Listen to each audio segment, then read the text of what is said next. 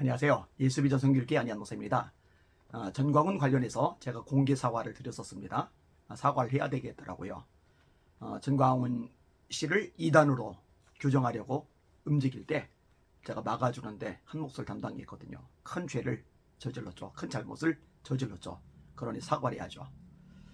동시에 지형은 목사님께 제가 공개 사과를 드릴 필요가 있다라고 생각이 되어집니다. 개인적으로 전화를 드려서 사과를 할까 하다가 공개적으로 문제 제기를 했고 비판의 목소리를 냈는데 개인적으로 끝나는 것은 양심이 없는 짓이다. 이것도 내가 공개적으로 이렇게 사과를 하는 것이 옳다라고 생각이 들었습니다. 무슨 얘기냐면요. 2020년도에 지영원 목사님이 CBS 시사잡기 정광용입니다 라는 프로그램에 참여하셔서 전광훈을 이단으로 명시해야 된다 이렇게 이야기를 했거든요. 그때 관련된 기사 내용을 제가 크리스찬 투데이 걸로 읽어드리겠습니다.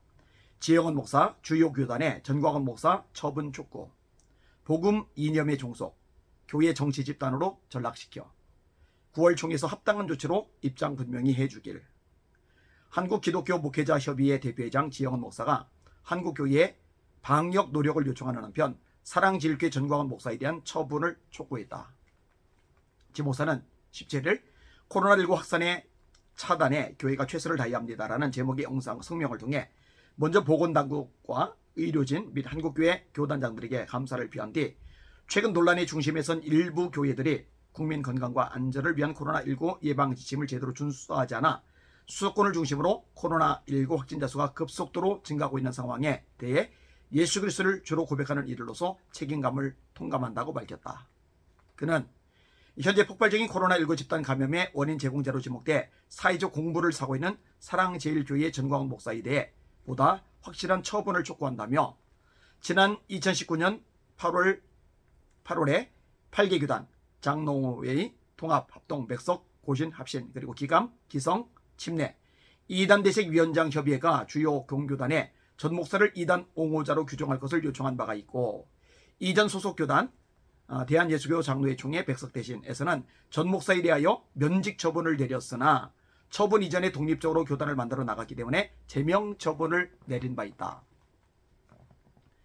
면직시키려고 하는데 미리 나가버리니까 제명 처리를 한 거죠. 거룩한 복음을 이념에 종속시키고 교회를 정치 집단으로 전락시킨 전 씨에 대해 오는 9월로 예정된 주요 공교단들 총회에서 합당한 조치를 내려 공교회적 입장을 분명히 해주시기를 강력하게 촉구한다고 했다. 사랑제일교회 교인들에게는 하나님께서 허락하신 생명의 말씀에 기초한 복음의 본질을 믿고 있다면 주님의 교회가 생명을 살리는 일에 앞장서야 함을 기억하며 더 이상 주저하지 말고 속히 코로나19 검사를 받으시고 감염 차단에 적극 협조해 주실 것을 부탁드린다고 했다. 9월에 예정된 주요 교단의 총회에 대해서는 총회 차원 행사는 전국에서 사람들이 모이기 때문에 방역에 취약한 구조를 가지고 있다며 시대와 사회를 온전히 섬기기로 결단하는 뜻에 있는 총회가 되도록 엄밀한 방역을 부탁드린다고 했다. 여기 이제 크리스찬 투데이의 기사 내용이고요. 그다음에 이제 시사자키 내용은 이제 한 명씩 주고받는 내용이라서 제가 그거를 인용하려고 하다가 그거보다는 요게 좀 더 명확하게 이해시키는 데 도움이 되다 싶어서 크리스찬 투데이 기사 내용을 제가 읽어드렸습니다. 시사자키에 출연해서 했던 내용도 똑같습니다. 이단으로 명시해야 된다. 그러면 그때 왜 제가 이 부분에 대해서 비판의 목소리를 냈느냐? 전광훈 씨가 애국자라고 생각했거든요. 대한민국을 위해서 주사파 정권과 싸운다고 생각을 했었거든요. 제가 잘못한 거죠. 제가 실수한 거죠. 전광훈 씨는 김대중을 능력 있는 지도자라고 말했죠. 박근혜를 폄하했죠. 신호성 집사님에게 직접 물어보세요. 그 차에다가 스피커 달고서 이렇게 다니시는 분 있잖아요. 전광훈 집단에서 린치를 당했었죠. 그래서 지금도 치료를 받고 계시는데 그분이 전광훈을 열렬히 지지하다가 반대하는 세력들 앞에서 변호해주는 역할을 하다가 왜 돌아섰느냐. 전광훈 씨가 집회 중에 박정희는 공산주의자다. 전향했는지 모르겠다. 이제 그 말에서 돌아서기 시작을 한 거거든요.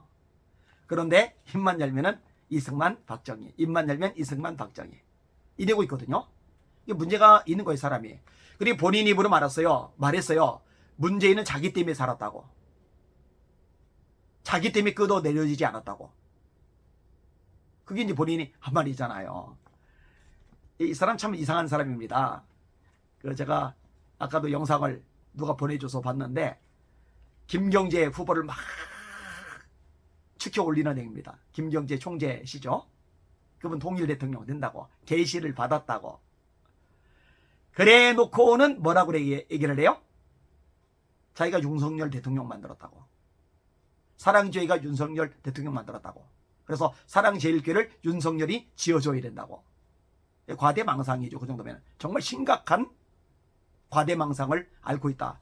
이렇게밖에 생각이 되어지지 않아요. 말도 안 되는 소리입니다.